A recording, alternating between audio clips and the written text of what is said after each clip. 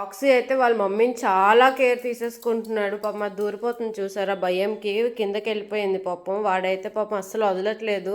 ఆ డల్ అయినప్పుడల్లా వెళ్ళిపోయి దాన్ని కొంచెం ప్యాంపర్ చేస్తున్నాడు. నీకు ఎవరికి ఎలా ఉండాలో తెలుసు.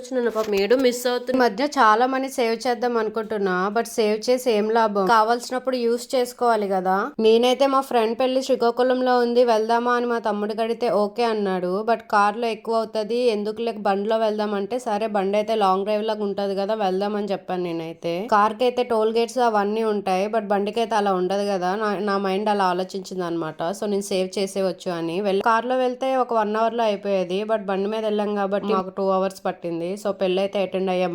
మాకు అనిపించింది చాలా చలిగా ఉంది, ఫుల్ చీకటిగా ఉంది. ఈ టైంలో ఎవరైనా దొంగలు ఎవరైనా ఆపేస్తే, లేకపోతే ఈ బండి ఎక్కడైనా ఆగిపోతే, లేకపోతే ఏమైనా యానిమల్స్ మిడిల్ లో వచ్చేస్తాయి అని చెప్పి రకరకాలుగా ఆలోచనలు వచ్చాయి అనమాట. సో నాలాగే మీకు కూడా ఇలాగ ఆలోచనలు వస్తాయా? సబ్స్క్రైబ్ చేసుకోండి. ఉంటా, బాయ్.